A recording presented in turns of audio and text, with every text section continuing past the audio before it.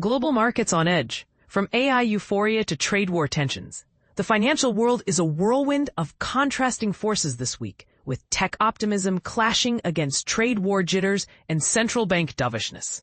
While some sectors soar on the wings of AI innovation, others are feeling the heat from geopolitical tensions and shifting economic policies. But here's where it gets controversial. Can the market's current rally withstand the mounting pressures? Or are we on the brink of a correction? Macro update. A tale of two trends. Banks flex their muscles. Morgan Stanley and Bank of America stole the spotlight with stellar quarterly earnings, sending their stocks soaring to record highs. This isn't just a win for them. It's a three-session victory lap for the entire S&P 500 banking index. But is this a sustainable trend, or a fleeting moment of glory in an uncertain economic landscape? AI fuels semiconductor surge. The Philadelphia Semiconductor Index jumped 3% on the back of ASML's impressive earnings and order growth, echoing TSMC's positive results. This AI-driven rally is a global phenomenon, but it raises questions. Are we overestimating the immediate impact of AI, or is this the dawn of a new tech revolution? Trade war rhetoric persists. President Trump's declaration of a trade war with China sent ripples through the markets. Despite Treasury Secretary Scott Bessent's efforts to de-escalate tensions, a potential meeting with President Xi later this month could be a turning point. But will it be enough to ease investor concerns? And this is the part most people miss. How will prolonged trade frictions affect global supply chains and emerging markets? Fed's dovish tone, a double-edged sword. Federal Reserve Governor Stephen Miran hinted at 2 more rate cuts this year, a move that could stimulate the economy, but also risks inflating asset bubbles. Meanwhile, the Beige Book highlights job losses linked to AI investment and tighter immigration policies, painting a complex picture of the labor market.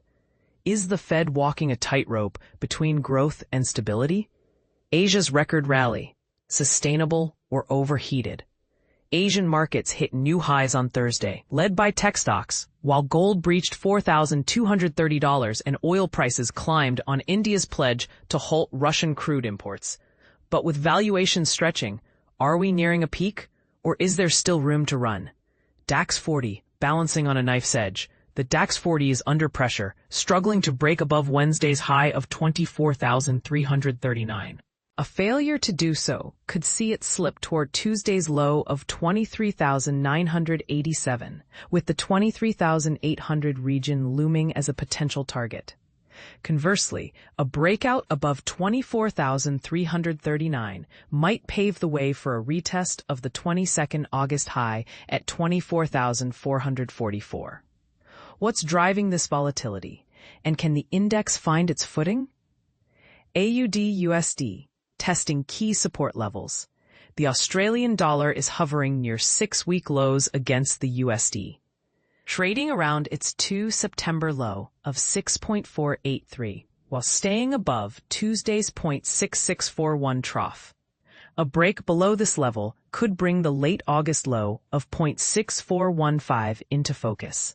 Minor resistance is seen at the late September low of 0.6521. What does this mean for currency traders, and is the AUD-USD pair oversold? Copper, pulling back from 2-month highs.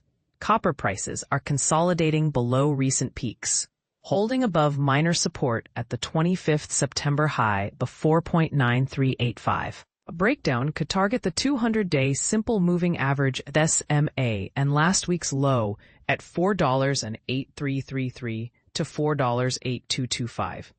Resistance is capped around $5.50. Is this a buying opportunity or a sign of weakening demand? The bigger picture, where do we go from here? As markets navigate these cross-currents, investors are left with more questions than answers. Are we in the midst of a tech-driven bull market, or is this a speculative bubble waiting to burst? Will central bank policies provide a safety net or exacerbate existing imbalances? And how will geopolitical tensions shape the global economic landscape? We want to hear from you. Do you think the current market rally is sustainable, or are we due for a correction? Share your thoughts in the comments below, and let's spark a conversation about the future of global finance.